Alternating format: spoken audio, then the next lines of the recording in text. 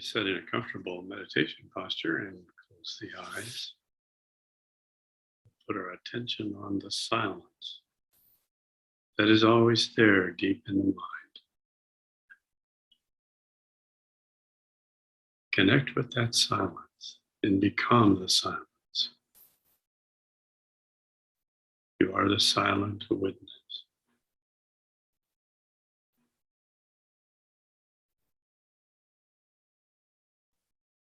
Watch the conscious thinking mind.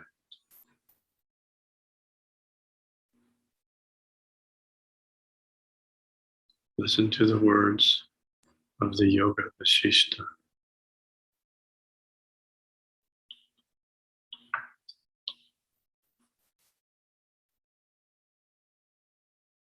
Book 4, Chapter 21, continuing with verse 14.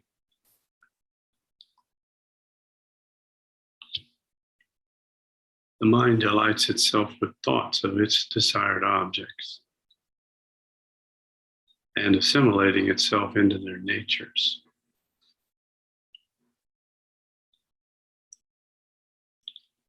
It receives the same form in which it delights and which it assumes to itself in its imagination.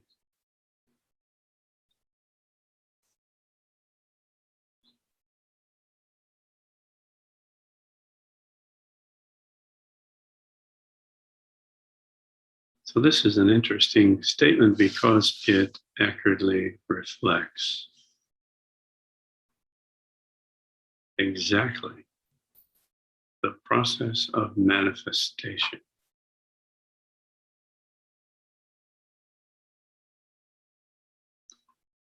As it occurs during the technique of sanyama.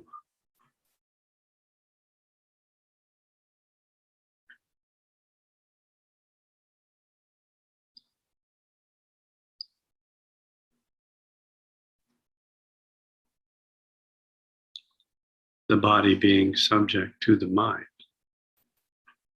is molded in the same form as the mind, just as wind is perfumed by the fragrance of the flower bed through which it passes.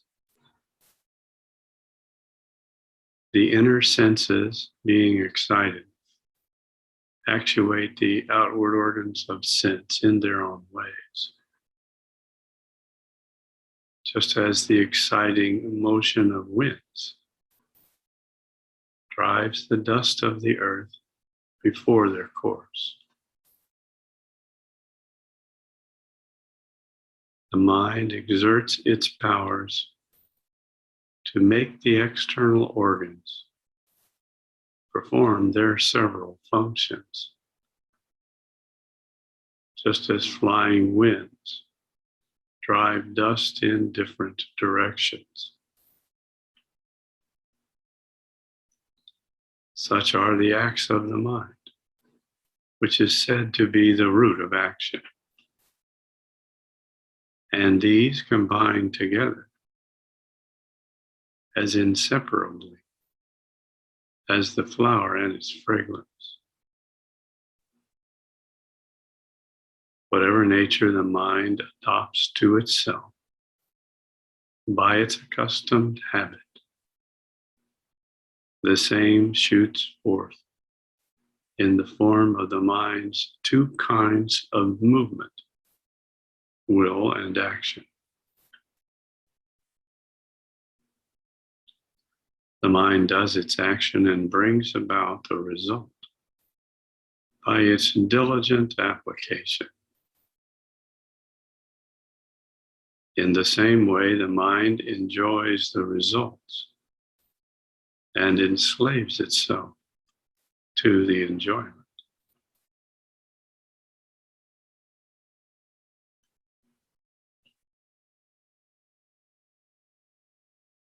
The mind understands what is its right course, which is whatever agrees with its temperament. And the mind knows for certain there is no other way to its real good than its accustomed course.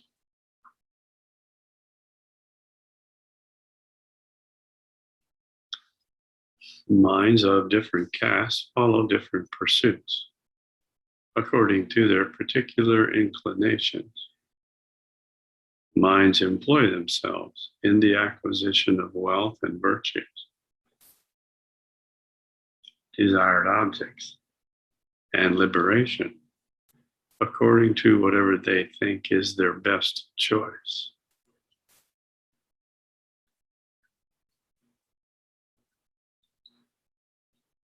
Kapila philosophers say the mind is a pure substance, like immaterial consciousness.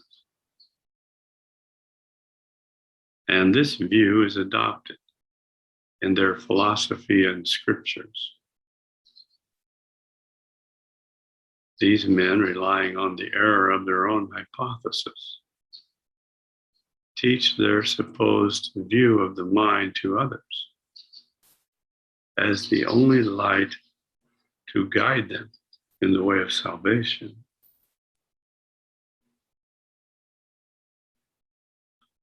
But the teachers of Vedanta doctrines acknowledge the mind as Brahma himself and preach peace and self-control as the only means to attain liberation. The authoritative assertion of Vedanta is that there is no other way to salvation of the supposed mind. And it is an assumed dogma in other schools also.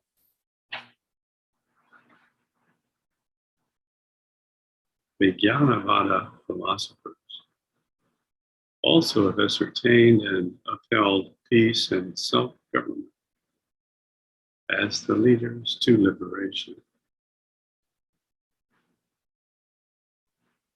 But this too is an expression of their false understanding.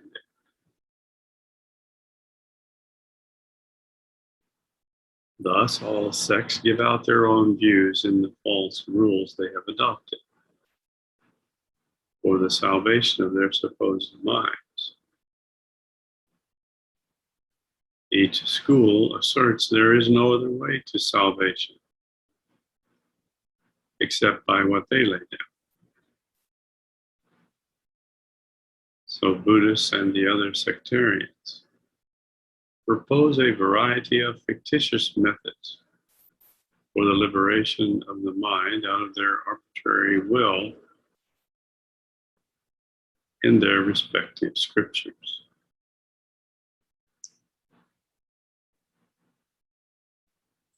The arbitrary rules of the learned and those unsupported by Shruti scriptures are as numerous and varying from one another as bubbles in clear water.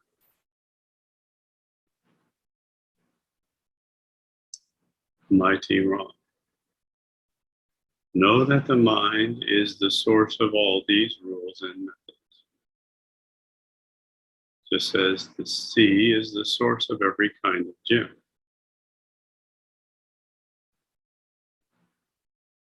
There is no innate sweetness in sugarcane or bitterness in the neem leaf, both of which are sucked by incense. There is no heat or cold inherent in the sun or moon. It is the intrinsic habit of the mind that makes the difference.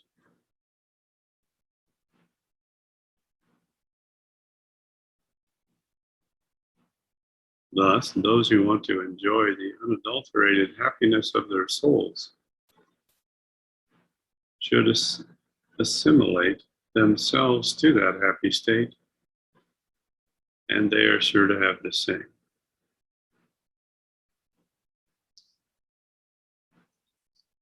The mind, having fled from the sphere of the phenomenal world, becomes exempt from all its pleasure and pain.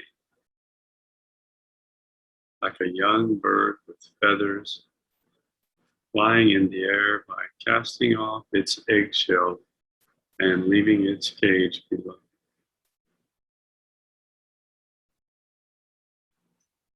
O sinless Ram, cherish no fondness for the material world, which is as unreal illusion, full of fear and unholiness, stretched out to catch the mind.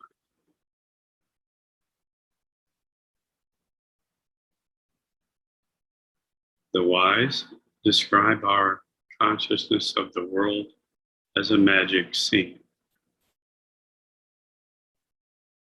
also called Maya, an appearance of ignorance,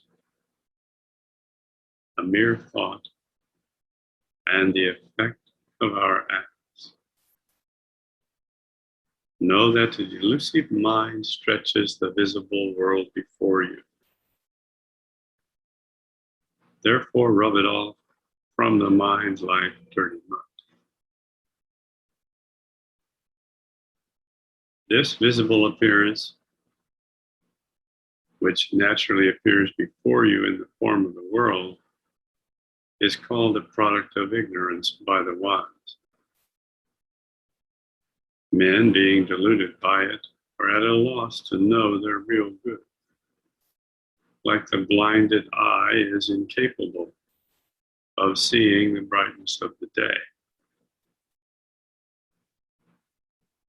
Contemplation of objects presents phenomena to our view, like trees in the empty sky. Being without thought of objects removes their images from inner and outer sights. The abstract meditation of the thoughtful yogi weakens the outward impressions, and by dissociating the soul from all external things, keeps it steady and calm in itself. The mind, by removing its attention from unreal sights, is inclined to the right view of things and produces clarity of understanding and a detached tranquility of the soul. The mind that regards neither realities nor unrealities and is unconscious to pleasure and pain feels in itself the delight of its singleness or unity. Application of the mind to unworthy thoughts and to the internal or external sights of things blocks the soul from tasting the sweets of its unity.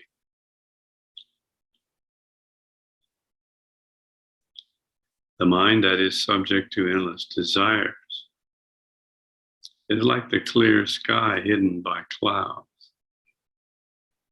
Such a mind wanders in the maze of doubt between truth and untruth, such as supposing the rope to be a serpent. Man, by the midst of his doubts, obstructs his own sight of the clear sky of his consciousness. But he is unaware of his error's obstruction and indulges the fantasies of his imagination that adds to his error. He takes the true, incorruptible, and supreme Brahma in a different light. As one mistakes one thing for another in the dark or in his error. When man is rid of his false imagination, he comes to the knowledge of true God and his happiness. Like one freed from his false apprehension of a tiger in a thicket, is set at rest within himself. The imaginary monster of one's imprisonment in the emptiness of the body is dispersed by his insight into it. Just as fear of a lion lurking in the jungle is removed upon finding no such thing.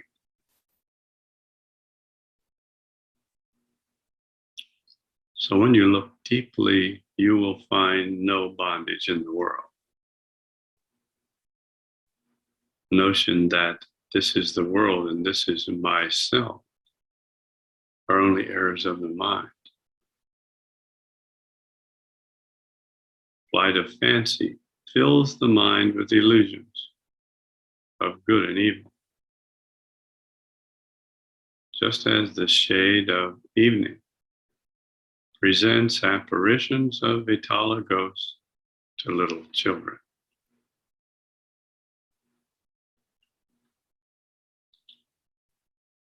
Our fantasies alight on us at one time and depart at another. They assume forms at will. Just like our consorts act the part of wives in our youth and nurses in our old age. She acts the part of a housewife in her management of household affairs. And she is taken as a mistress when she embraces us in her bosom. Like an actress, the mind forgets to display its parts when it plays another. So everybody is absorbed in the thoughts he has in his head and neglects other thoughts which are absent. The ignorant do not perceive the self-same unity in all the things he sees in the world. They see everything in the light of the ideas they have imprinted in their minds. They also meet with results in the forms they have in the mind, even though in reality they are not what they seem to be, nor are they entirely false.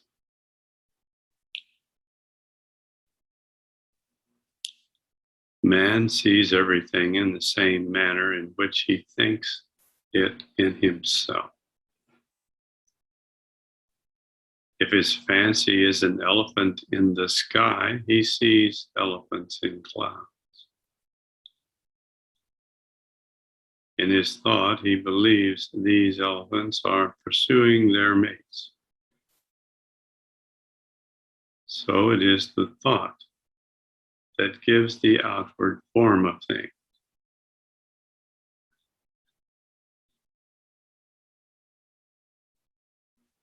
Ram, dispel your drowsiness and hold the supreme soul in your soul. Be like a bright jewel by repelling the shadows of all external things.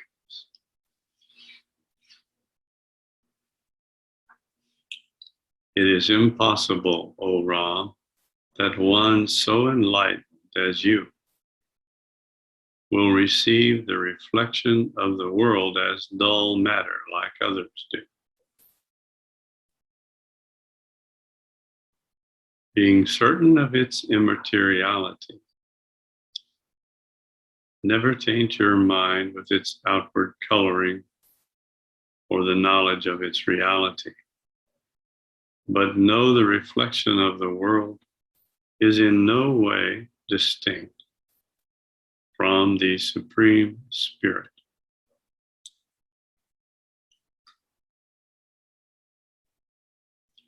Keep in your mind that being who is without beginning or end, and meditate on the Spirit in spirit. Do not let the reflections of your mind stain the pure crystal of your soul.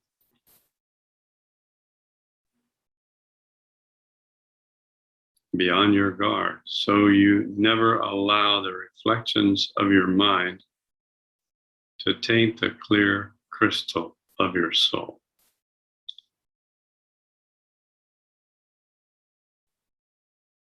Remain mindful of phenomena and do not regard any worldly desire.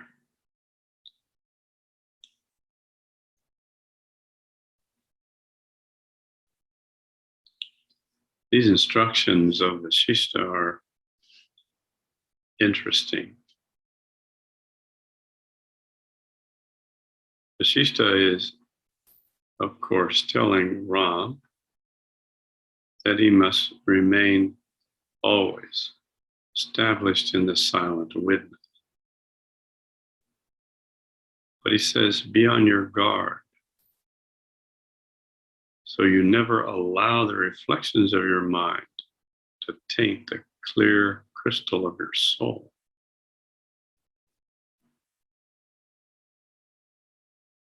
Why does he say such a thing? This relates to the levels of moksha. One achieves moksha level 1, and it is literally a dangerous proposition because karma is still there. Karmic traces have not all been balanced. So one is living in a tunnel or a cave that has been carved out in the karmic traces. On all sides are the remains of karmic traces, ready at any moment to fall like rocks from the ceiling of a tunnel. And if one of these karmic traces catches your attention, you begin to follow it. You will lose connection with the silent witness. And then you can easily enter back into ignorance. Well, this is instruction not given at the beginning of the journey to enlightenment.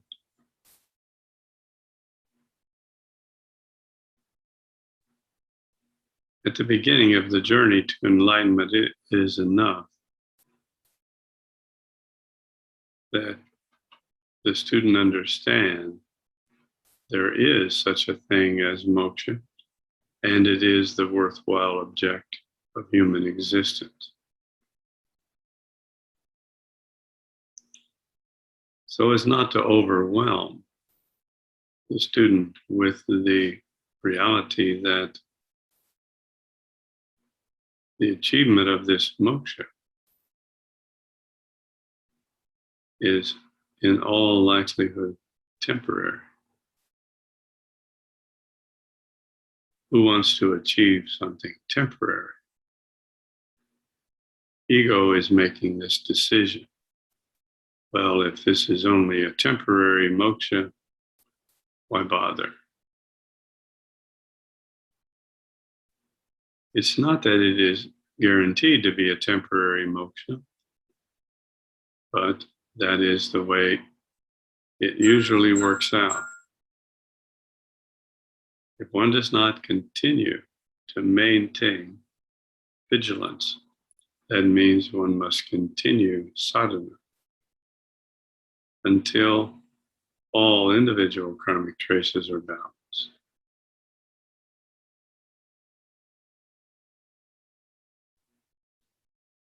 Now let's continue. Established in the silent witness, and start the process of Trimana Sanyama.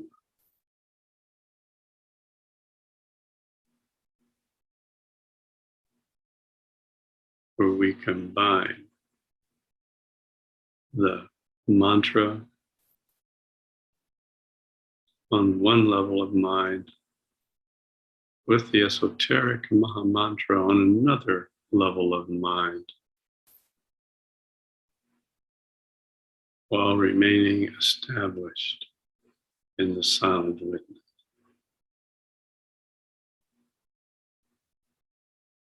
This is the fastest, most capable process for balancing karmic traces